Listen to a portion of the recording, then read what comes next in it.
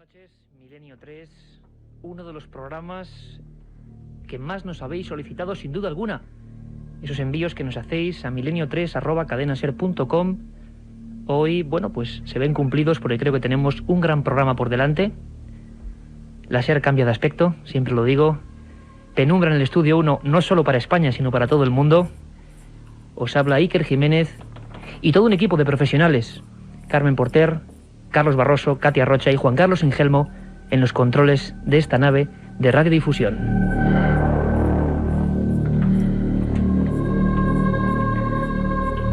Efectivamente, en el año 944 de nuestra era se habla de una síndone, de un lienzo misterioso que llega a Estambul. Hay constancia de que en 1204, tras la ocupación de los cruzados, ese lienzo llega a Francia.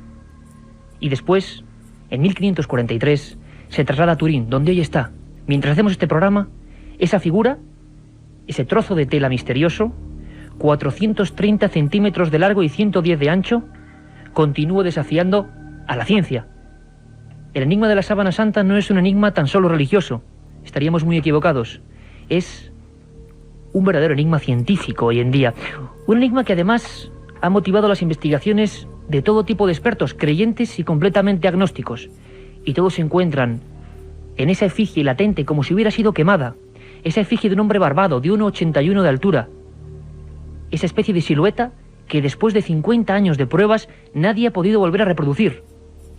Algunas de las últimas noticias, se vuelve a hablar actualmente de la sábana santa, y luego lo iremos desbrozando, hablan de 2000 bronces ardientes a diferentes temperaturas sobre los que se echó todo tipo de linimentos, inciensos, aloes, materiales con los que se supone que se crucificaba y embalsamaba en la época de Jesús de Nazaret. Ninguno de esos 2000 bronces, de esas 2000 pruebas, ha dado el mismo resultado. Sigue siendo, como digo, algo que nos desafía a todos. Tengo que decirles que parte del equipo de Milenio 3 tuvo la suerte, la increíble suerte, con un permiso muy especial, de estar hace un año 4 días a solas con la sábana santa de Turín. Y tengo que sincerarme con todos ustedes, con todos vosotros. Para mí el enigma de la sábana santa era uno más, algo que me sonaba a viejas reliquias, una historia que, bueno, jamás me interesó. Sin embargo, cuando estuve delante de ese rostro, con manchas de sangre, con 712 latigazos grabados de alguna forma en ese cuerpo, mi impresión y mi instinto periodístico varió. Estábamos ante un auténtico misterio. El misterio que hoy aquí vamos a analizar profundamente con los mejores especialistas. El misterio de la sábana santa de Turín.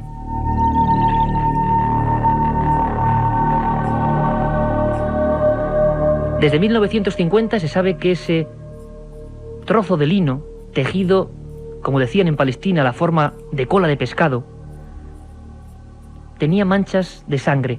Manchas de sangre que en 1982 el doctor Baima Bolone, catedrático de Medicina Legal de Turín, descubre que son del grupo AB. Esa sangre es como distinta a la imagen latente, a la imagen como de una radiografía, que reproduce a alguien muy parecido a Jesús de Nazaret. Sobre las muñecas, no sobre las palmas, hay una explosión de ese líquido sanguíneo que ha quedado ahí, también sobre los pies. Los forenses nos hablan de un retrato falso o auténtico que reproduce exactamente, milimétricamente, el martirio de un crucificado. 50 años de análisis, datos tan estremecedores como el que obtuvo el polinólogo suizo, experto en extraer pólenes en el estudio forense, Max Frey. En 1978 se analiza esa sábana y se demuestra que hay 22 tipos distintos de pólenes precisamente que correspondían a Turquía, a Francia, a Italia, y la mayoría de ellos eran endémicos, eran solo propios de Genesaret, en Palestina. ¿Quién había dejado esos pólenes? Si fuese un fraude, como hoy veremos que también se especula con ello, del siglo XII o XIII, ¿quién hacía ese fraude siendo consciente de que muchos siglos después el ser humano iba a poder ver con potentes microscopios los pólenes?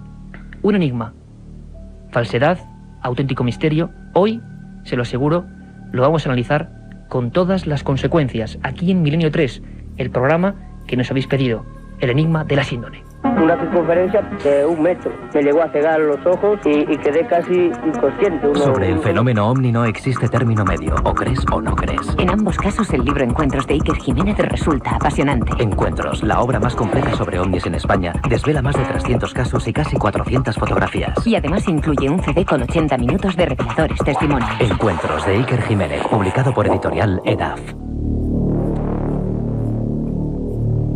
Como digo ahora mismo, metido en una urna de gas inerte, esa figura, sea de quien sea, sigue observándonos.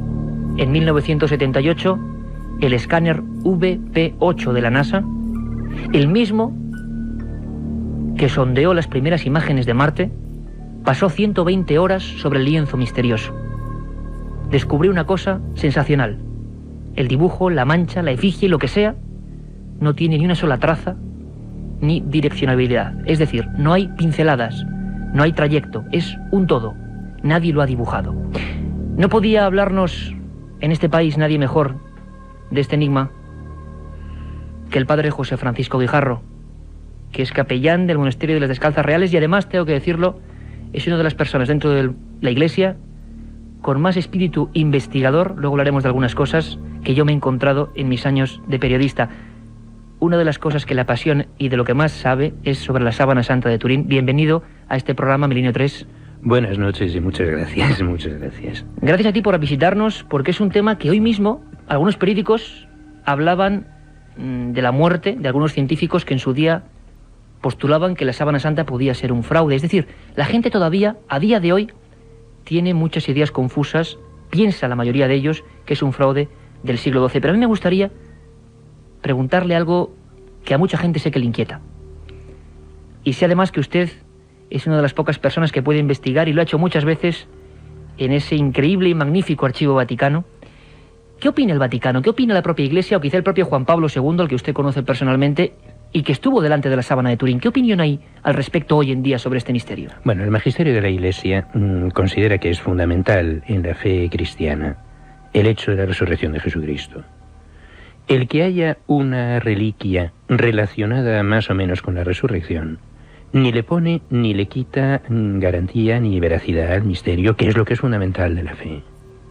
Entonces, el lienzo, la síndone, considerado la Sábana Santa de Turín, es, si acaso, un elemento accesorio, un objeto de devoción y de culto durante siglos, durante los últimos siglos, en la fe y en la vida de la Iglesia, pero de cuya autenticidad no depende la verdad de la resurrección.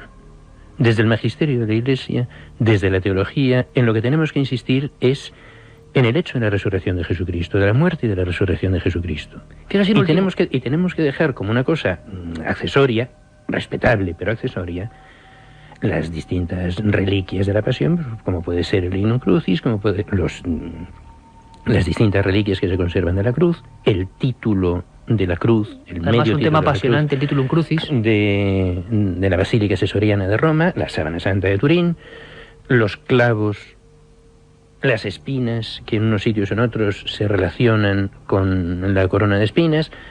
Todas estas cosas son dignas de respeto, de análisis, de estudio, pero no son determinantes para lo que es la fe de la Iglesia. De todas formas, la Sábana Santa, este objeto que hoy analizamos en concreto, y un gran misterio sobre las reliquias, digamos, que se consideran por lo menos auténticas o mejor analizadas por la ciencia, ninguna de ellas ha sido tan analizada como este objeto, este lienzo que, como digo, todavía está ahí y impresiona. Ya os lo comento y se lo comento a toda la audiencia de forma personal, porque se ve que es un martirizado, un hombre que ha sufrido y que de alguna forma ha dejado su impronta ahí. Volvemos en un segundo a analizar esto con toda la profundidad que se merece. La otra realidad. Milenio 3. En la cadena SER. Din don din, din don din. Último aviso para el pasajero Gervasio Pons. Llevamos 20 minutos esperándole en el avión, pues ya le vale, ¿no? Din don din. Aguante un poquito que me acabo de pedir un Bacardí 5, hombre. Din don din. Oiga, Gervasio, que ya está bien, ¿no? Din don din. Voy. Es que Bacardí 5, hombre, que está añejado en barrica de roble americano, no voy a tirar la cosa. Din don din. Gervasio, nos vamos. Una lagrimita me queda. Ah, se siente. Din don din. ¡Me que trefe! Bacardí 5. El ron añejo que no te esperabas. La otra realidad. Milenio 3. En la cadena SER. La estampa de un crucificado que resiste cualquier análisis científico. Y luego hablaremos de esa famosa prueba del carbono 14. Año 88, todos los telediarios del mundo, todos los periódicos del planeta Tierra hablan del gran fraude. Esa prueba del carbono 14 realizada por el British Museum indica que puede ser una reliquia comprendida entre los siglos XII y XIII, entre el año 1260 y 1390. Realmente veremos cómo a día de hoy, en el año 2002, aunque los periódicos no informen de ello, se tienen muchísimas dudas, hasta las propias personas que hicieron el informe. Lo comprobaremos con datos. Lo cierto es que ese lino refleja perfectamente a nivel forense lo que fue la muerte de un hombre prácticamente idéntica como la que, según nos cuenta la Sagrada Escritura, le ocurrió a ese hombre tan excepcional como debió ser Jesús de Nazaret. Milenio 3 ha hablado con uno de los forenses más prestigiosos de este país. Es José Antonio García Andrade, catedrático, profesor de psiquiatría forense en la Universidad Complutense de Madrid. Y le hablábamos de la llamada autopsia de Cristo. Si es cierto que fue un terrible martirio y que la sábana lo reproduce exactamente, con circunstancias tan milimétricas como que el hombro donde se sujetaba una parte de la cruz esté un tanto más herido o erosionado que el otro, como que los latigazos que recorren milimétricamente la espalda de este supuesto individuo sean tal y como los daba un llamado flagrum de 2 poleas. Si es un fraude, desde luego es uno de los mayores fraudes de todos los tiempos. Escuchamos un momento a José Antonio García Andrade, profesor de psiquiatría forense de la Universidad de Madrid. Es una muerte cruel porque realmente son muchas los elementos que se van sumando poco a poco en las distintas fases y en las distintas etapas por las que atraviesa la agonía. En aquella época lo importante era que el condenado a muerte, por las causas que fuesen, pues padeciese la agonía lo más cruel posible y lo más larga posible, hasta tal punto que verdaderamente en la muerte de Cristo, con la crucifixión, que curiosamente estaba prohibida a los ciudadanos romanos, era una muerte de alguna forma pues que hacía a los sujetos que la padeciesen algo infamante, ¿no? Y verdaderamente es una muerte en la que predomina un síndrome de ahogo, de asfixia. El sujeto se medio cae, se deja caer por el peso del cuerpo, trata con los brazos de estirarse hacia arriba para superar esa situación de asfixia, de ahogo, y verdaderamente es cruel y sin embargo es curioso al mismo tiempo que para acelerar la muerte en alguno de estos cuadros de alguno de estas personas que estaban condenadas a morir en la cruz, que entonces alguno de los verdugos con un mazo rompiese las piernas del crucificado para que entonces ya no se pudiese erguir y la muerte por asfixia fuese lo más rápidamente posible. Una muerte tremendamente cruel. José Francisco Guijarro, el Santo Sudario de Turín refleja exactamente esta muerte tal y como debió ocurrir. Sí, desde luego. Y además hay que tener en cuenta una cosa. Cuando el emperador Constantino se convierte al cristianismo, se suprime y se prohíbe en todo el Imperio Romano la muerte de cruz, que era una cosa tan atroz para los que la habían visto, que no se encuentran representaciones iconográficas de Jesucristo crucificado hasta que se había olvidado lo que era la crucifixión. Era hecho un espectáculo terrible para el pueblo que sin embargo acudía allí a observar ese tipo de actos. Bueno, morbo hay en todas partes. Pero claro, la muerte de cruz, cuando era una realidad que se conocía en la sociedad y se conocía directamente, era algo tan terrible que los cristianos nunca se atrevieron a representar a Cristo crucificado hasta que desapareció la crucifixión. Y entonces ya, en el siglo VI, se empieza a representar a Cristo crucificado. Sin embargo, es por las palmas de las manos. Claro, como no había un ejemplo directo de lo que era la crucifixión, y hay el texto del Salmo de han taladrado mis manos y mis pies, se interpreta al taladrar las manos como el taladrar la palma. Que si se cuelga un cuerpo, vivo o muerto, colgándolo de un clavo que le atraviesa la palma de la mano, el mismo peso del cuerpo hace que se desgarren los pocos músculos y los tendones que quedan entre los metacarpianos y se cae. Le preguntaba esto porque Por eso, nuestra audiencia nos dice siempre que si en la sábana santa, en las fotos que han visto, yo lo pude ver allí, las imágenes están, los clavos supuestamente, o la sangre está en las muñecas, es curioso porque ya todo el mundo en aquella época, en la Edad Media, supuestamente pensando siempre que era un fraude, según dice la gente, lo más lógico sería representar esa figura del lienzo con las palmas de las manos clavadas, como ocurría en toda la iconografía artística, ¿no? En toda la iconografía cristiana posterior a Constantino, que es ya un siglo y medio después de Constantino, que es cuando se empieza a representar a Jesús crucificado. Hasta entonces no habían tenido el valor de representar a Cristo crucificado.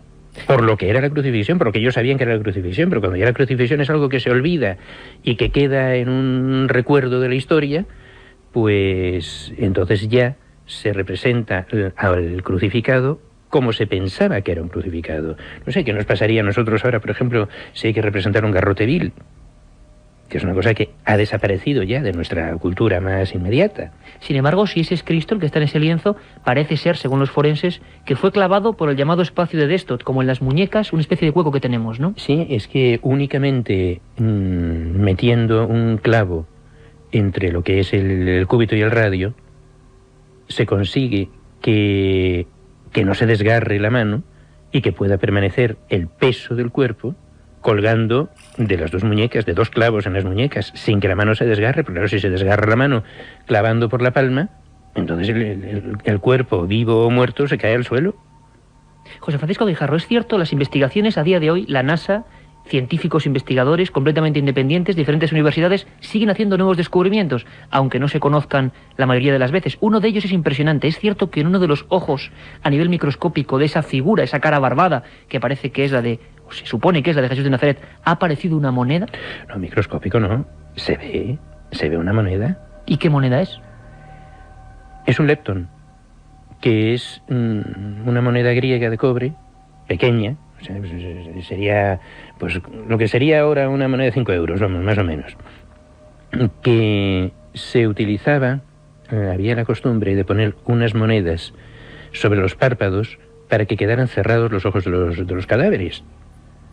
Y entonces, en el ojo izquierdo del cadáver se ha conservado el lepton, mientras que el del ojo derecho se ha debido caer.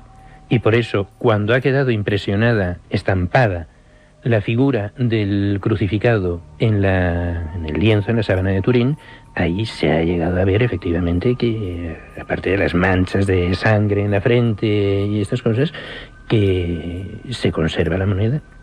Es impresionante otro detalle, y es que a pesar de todas las pruebas realizadas, hay detalles de ese lienzo, de esa figura, que desafían a cualquier concepto científico. Por ejemplo, ya ha llovido, pero en 1898 uno de los primeros fotógrafos, el abogado y fotógrafo Secondo Pia, fue encargado para realizar las primeras imágenes en negativo de esa imagen. El susto fue tremendo. Ahí empieza la verdadera investigación científica de la Sábana Santa, porque ocurría algo en esas fotografías de Segundo Pia, ¿no? Bueno, lo que pasa es que a lo largo de los siglos se ha ido perdiendo la coloración o la pigmentación de la estampación de la Sábana Santa.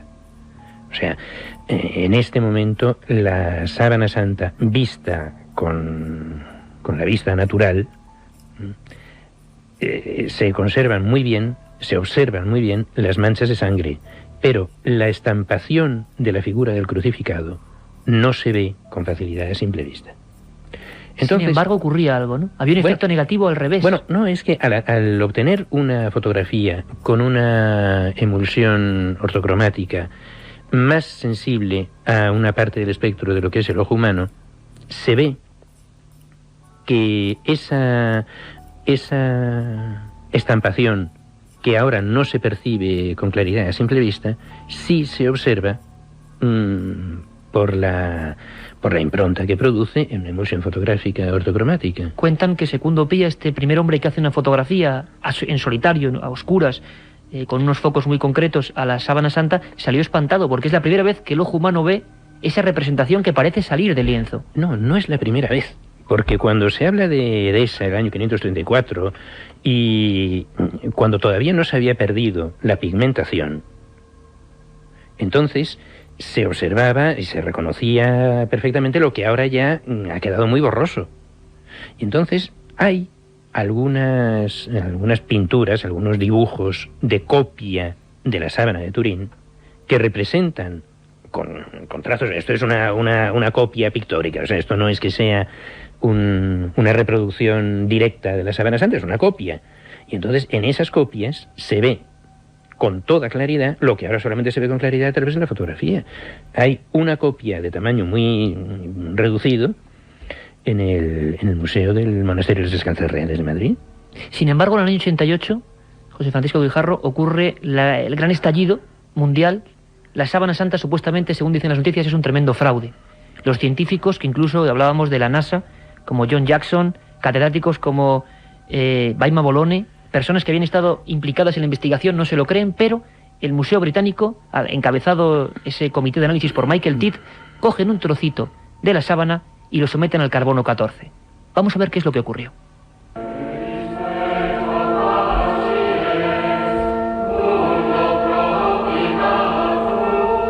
En 1988 estalló la noticia. El British Museum analizaba un fragmento de la síndone y tras someterlo a la prueba del carbono 14, determinaba que se trataba de una falsificación del siglo XIII. La noticia se conoció en todo el mundo, provocando un cataclismo en millones de personas que consideraban auténtica la reliquia. 10 años después, en una carta remitida al Vaticano, los propios autores del análisis dudaban del procedimiento. Hoy, existen argumentos suficientes para pensar que aquella datación fue completamente errónea.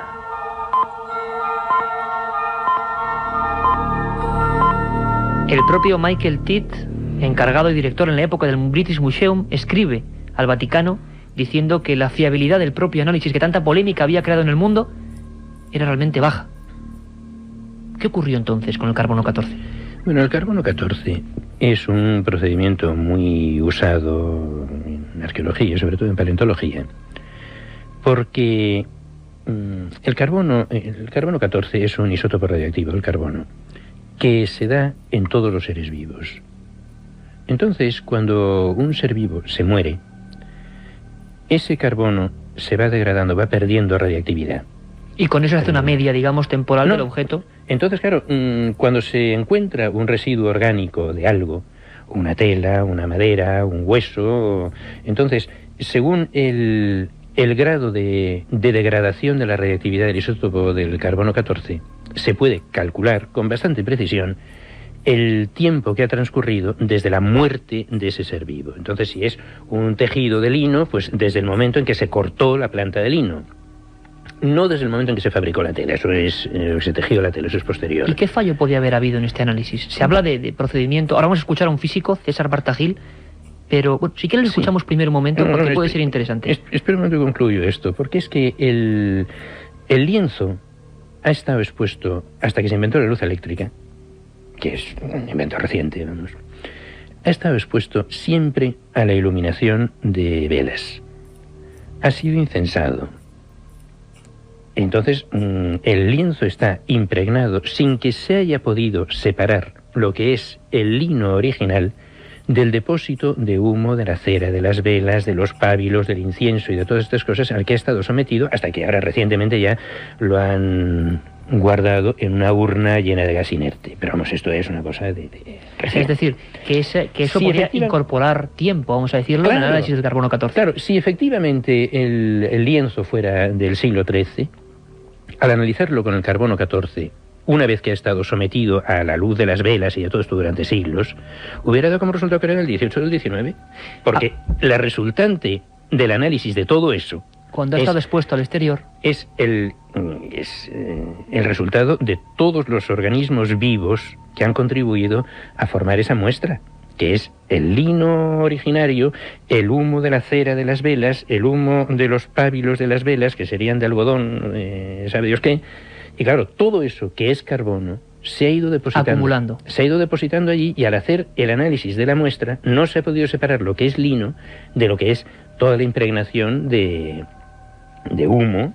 Que ha ido datando, evidentemente, hacia más la edad de la sábana santa. Pero vamos a escuchar a un físico, César Barta Gil, Milenio 3 habló con él, profesor de física, que ha hecho una exposición últimamente en la Universidad de Segovia, hablando de por qué falla ese análisis. Y lo dice un físico. Vamos a escucharlo. La sábana santa, digamos, no es un objeto típico para un arqueólogo, porque no ha estado en su lugar, ha permanecido en un lugar todo el tiempo hasta que se descubrió y se ha llevado al laboratorio. Todo lo contrario. El problema no es la técnica del carbono 14. Para la sábana santa hay muchísimas dudas debido al objeto que se quiere datar. Entre otras cosas, ha sufrido un incendio en 1532. Un incendio que lleva las marcas, sí, tiene todavía los remiendos que pusieron las clarisas. Este incendio ha provocado una incorporación de carbono al tejido, al lino, que ya antes de hacer la prueba del carbono 14 se había detectado. Se llama se habían metido los carboxilos, que vienen del CO2 de la atmósfera y del monóxido de carbono.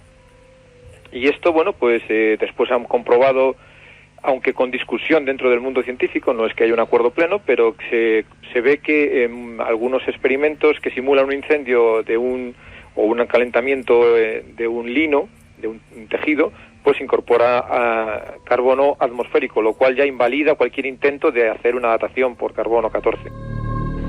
La polémica está ahí. Físicos como César Barta Gil niegan rotundamente que sea 100% fiable lo que ocurrió. Y lo que casi nadie sabe, que los propios autores de ese publicitadísimo análisis escribieron al Vaticano diciendo eso, que realmente no estaban del todo seguros.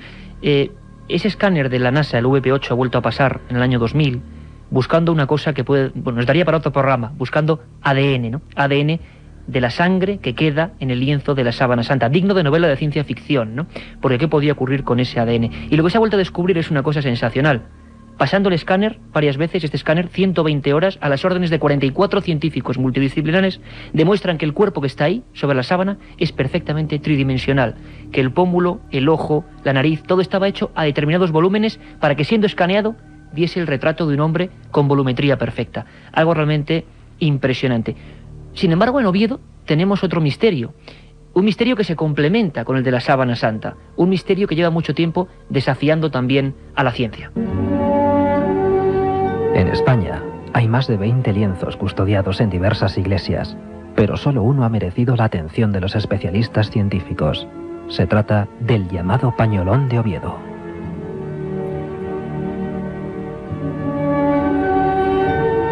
El grupo sanguíneo y otras características antropométricas son idénticas a las del hombre que aparece en la sábana santa. Para no pocos estudiosos, se trata de la improvisada máscara mortuoria que en el año 33 colocaron a un hombre llamado Jesús de Nazaret.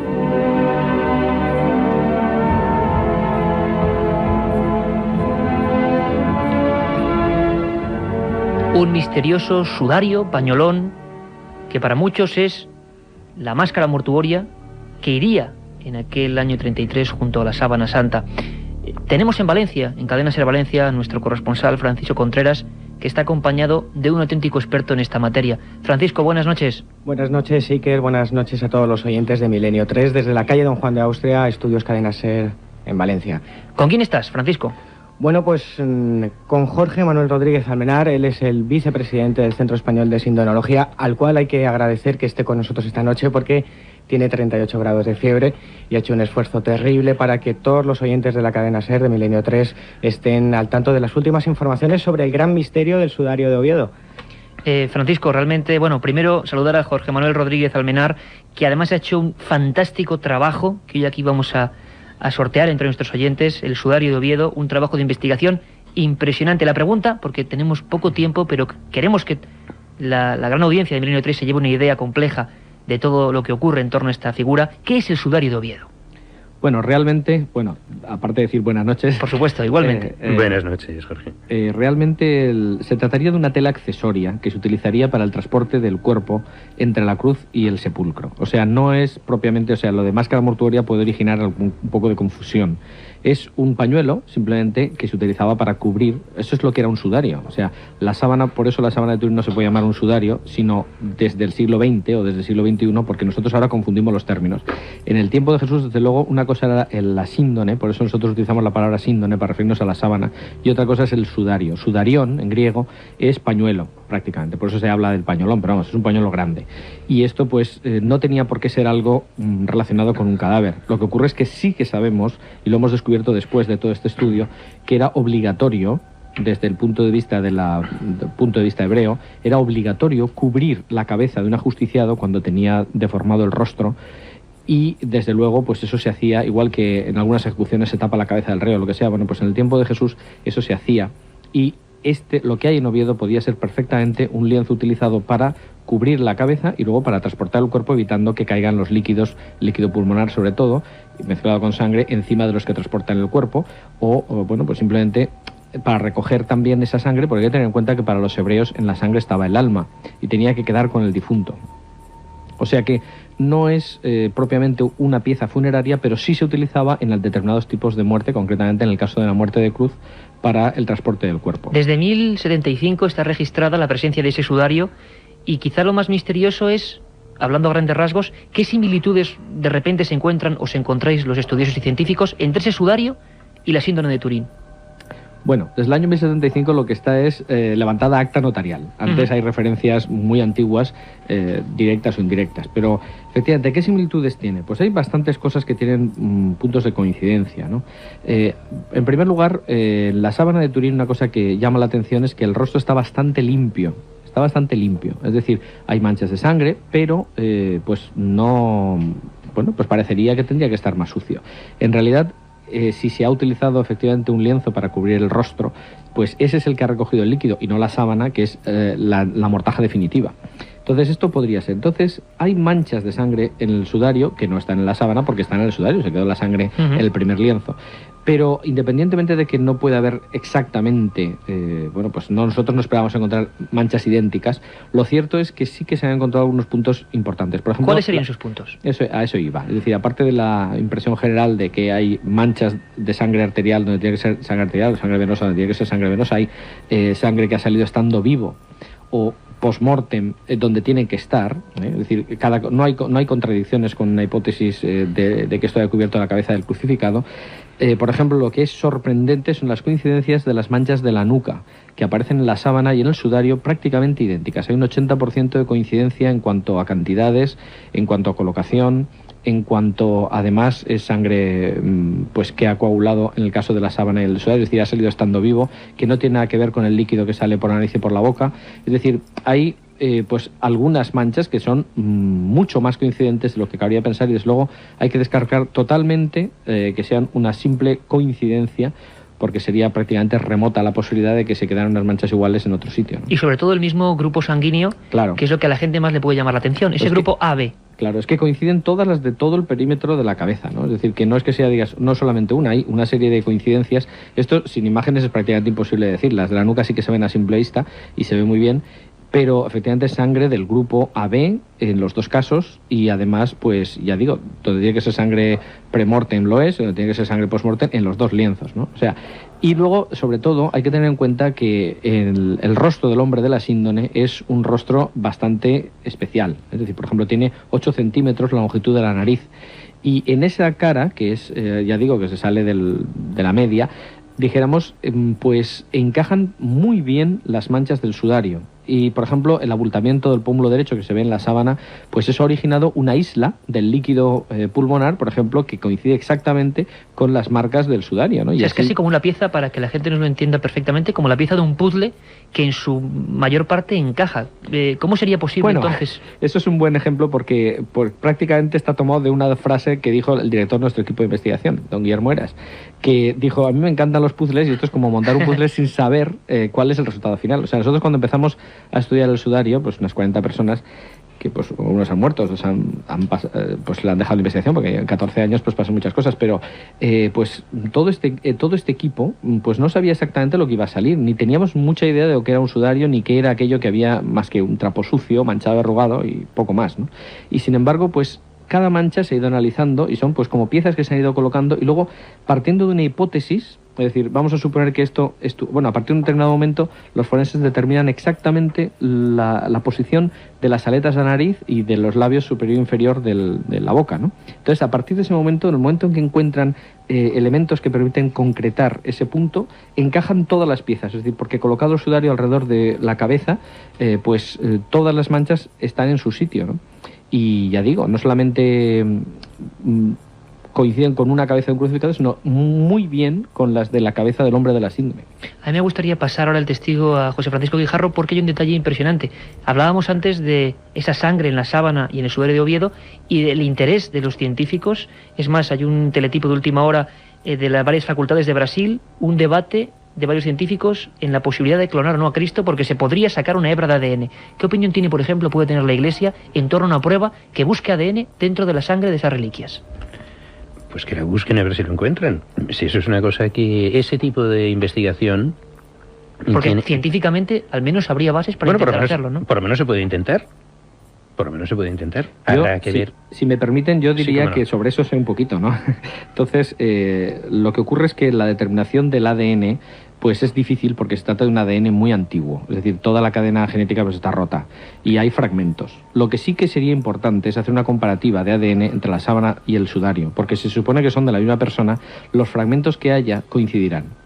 Entonces, eso sí que se puede hacer. Desde luego, clonar a Jesucristo primero no se puede clonar a una persona, se puede hacer un hermano gemelo de ella y no sería Jesucristo, sería un hermano gemelo. El hombre de la síndrome, en todo caso. El hombre de la síndrome. Bueno, pero aparte de eso, sería un hermano gemelo del hombre de la síndrome, no sería el hombre de la síndrome, porque clonar no es hacer la misma persona, sino un hermano gemelo, ¿no? Mire, no se ha conseguido clonar. Como hipótesis de ciencia ficción, bien, pero el hacer una comparación de lo que se encuentre, de lo que se pueda encontrar, de la misma manera que se ha podido identificar el grupo sanguíneo, si se puede encontrar algo de ADN en sangre en los dos testimonios que se han encontrado, o incluso hay otras manchas de sangre en clavos, en espinas, pues adelante. Si... Veremos lo que dice la ciencia. De todas formas, 22:45 horas, yo quería despedir, ha sido brevísimo, haremos un programa solo sobre el pañolón de Oviedo, porque lo que queremos ser en Milenio 3 en estos primeros programas es sondear y que la gente vea los misterios muchísimos que hay. Queremos agradecer de verdad tanto a Jorge Manuel Rodríguez Almenar, trabajo excepcional, el sudario de Oviedo, una guía de imágenes realmente impresionante de 14 años de profunda investigación, que además hoy vamos a sortear a nuestros oyentes, y os emplazamos, Francisco, Jorge Manuel, a estar haciendo un programa solo sobre este misterio, porque los oyentes se han dado cuenta hoy seguro que merece mucho la pena. A mí que sí. La otra realidad. Fenómenos extraños. Misterios sin resolver. Milenio 3. En la SER. Oiga, por favor, ¿el realizador del spot de Bacardi 5? Sí, soy yo, a que lo bien le gusta, ¿eh? Sí, lo hemos estado visionando, está bien. Dice usted Bacardi 5, dice usted que es un ron oscuro, que es distinto al normal. Queda muy bien, yo creo. Dice lo de añejado al menos durante 5 años en barrica de roble americano. A punto, está bien. Vamos de la cámara arriba, está muy bonito. bien. Ahora una sola cosa, que sí. En vez de salir la botella de Bacardi 5, sacaste una lata de tomate. Pero es que mi mujer tiene un supermercado y digo, pues aquí le damos salida. Ya, pues es que no es lo mismo, ¿eh? Pero iluminado bien, ¿no? Sí, no, la iluminación está correcta. No importa. Bacardi 5. El ron añejo que no te esperabas. La otra realidad. Fenómenos extraños. Misterios sin resolver. Milenio 3. En la SER. Haremos, lo prometemos, un programa solo dedicado con nuestros compañeros hoy en Valencia sobre el tema del pañolón de Oviedo. Hemos dejado unos cuantos detalles para sembrar misterio, para realmente dejaros con la miel en los labios en el buen sentido, porque retomaremos la investigación. No tenemos mucho tiempo, pero José Francisco Guijarro, hemos sondeado, hemos dejado, podríamos hacer un programa especial de muchas más horas sobre la sábana santa y sobre su misterio, pero me gustaría preguntarle ya casi a nivel personal. A día de hoy se habla de todo tipo de cosas, la sábana santa sigue sin saberse realmente qué es, y para usted, ¿qué clase de energía pudo desprender aquel hombre, si es aquel hombre, Jesús de Nazaret, el que se quedó grabado allí? Bueno, eso es una cuestión interesante, porque es un fenómeno único. Entonces, no hay otro tipo de comparación, ni con otros cadáveres, ni con otros lienzos, ni esto. Se trata y esto se ha visto, de una estampación, casi podríamos decir por una proyección sobre un plano, o sea, sobre un lienzo, como si hubiera estado rígido, de la figura geométrica de un cuerpo muerto, tanto por la parte anterior del cuerpo como por el dorso, por la espalda. No es que haya quedado una mancha sobre el lienzo a partir del cuerpo, porque si el lienzo, en vez de estar rígido en el momento en que se estampa la imagen, hubiera estado envolviendo el cuerpo, no veríamos, por ejemplo, la figura del rostro del hombre de la síndone, no lo veríamos completamente de frente. Si el lienzo ha estado sobre el rostro, por el propio peso del lienzo, que es elástico, hubiera caído sobre los lados de la cabeza y sobre las orejas. Entonces, al extender el lienzo, hubiera quedado una figura deformada. Mientras que aquí, de lo que se trata es de una proyección geométrica sobre un plano de la figura de un cuerpo muerto. ¿Qué tipo de energía o qué ha podido producir esa pigmentación sobre el lienzo? Es una cosa que no hay ningún paralelo con el que se pueda comparar. No hay respuestas ahora mismo. De momento es un fenómeno único. Un fenómeno único, con esa palabra nos podríamos realmente quedar. Giuseppe Ghiberti, uno de los personajes del Vaticano que realmente custodia la sábana, habla de energía atómica. Volveremos a retomar el debate porque es realmente apasionante. Ha sido un placer contar hoy con su presencia. Volveremos a hacer un programa especial, pero lo que nos reclama rápidamente ahora mismo es informativo. Hemos visto que había ovnis sobre Washington, hablaremos la semana que viene, unas noticias realmente impresionantes. Ha sido un placer, José Francisco Guijarro. Se nos han quedado muchas cosas en el tintero, pero volveremos sobre ellas. Muchísimas gracias. Y ahora, como siempre, el informativo. Viaje por Norteamérica, en Canadá, para asistir a la Jornada Mundial de la Juventud, y después en México y Guatemala, donde el pontífice elevará los altares a dos personas de mucho peso para el catolicismo en ambos países. La canonización de Guatemala es especialmente significativa para España porque se convertirá en santo Pedro de Betancur, un emigrante nacido en la isla de Tenerife. Esto será el 1 de agosto, un día antes en México. El Papa canonizará al indio Juan Diego, cuya figura es bastante más polémica que la de Betancur. Fue el testigo de la aparición de la Virgen de Guadalupe y hay incluso quienes dudan de que existiera en realidad. En México se espera el acontecimiento con gran expectación. Enseguida nos iremos allí. Antes repasamos con Carmen Portero otras noticias en titulares. Un asteroide podría colisionar contra la Tierra en el año 2019. Oleada ovni en Argentina.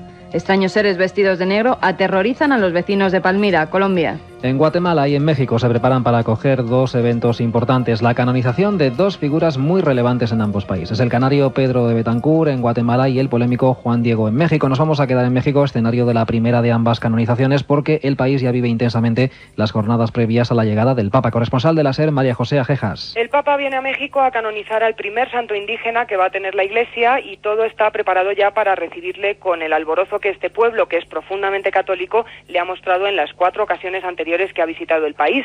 El fervor está una vez más desatado entre los mexicanos, como lo está también la mercadotecnia que la Iglesia ha preparado para el acontecimiento, desde camisetas hasta botellitas de agua bendita con la imagen de Juan Diego, pasando por un disco que contiene el tema Águila que ama, que es la canción oficial encargada por la Iglesia mexicana, de la que hay hasta un videoclip y que se puede comprar por internet.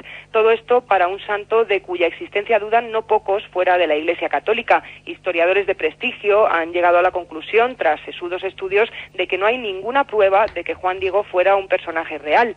También es objeto de polémica la imagen de él que la Iglesia mexicana ha adoptado con motivo de su canonización, porque a pesar de ser un santo indígena, en pósters y estampillas se le presenta con barba y con rasgos blancos. Un psicólogo americano está investigando las causas de los estigmas, esas señales que aparecen misteriosamente en el cuerpo de algunas personas y que se corresponden con las heridas que supuestamente sufrió Cristo cuando fue crucificado. Carmen. Según el psicólogo Mario Martínez, las creencias espirituales afectan a la biología y al sistema inmunológico, por lo que en muchas ocasiones los estigmas pueden ser la causa del poder de la mente. Las personas que tienen estigmas experimentan un conflicto físico-espiritual y a menudo reflejan sus creencias en estas heridas. Aunque las investigaciones arqueológicas han revelado que los crucificados eran clavados en la cruz por las muñecas, hasta el momento los estigmatizados sufrían estas heridas en las palmas de sus manos. Pero según aseguró Martínez, ya ha podido estudiar a personas cuyos estigmas surgían en las muñecas. Lo hemos conocido conocido esta semana, astrónomos estadounidenses han advertido de la existencia de un asteroide que al parecer se dirige hacia la Tierra. En teoría, las posibilidades de que impacte contra nuestro planeta son muy remotas, pero de producirse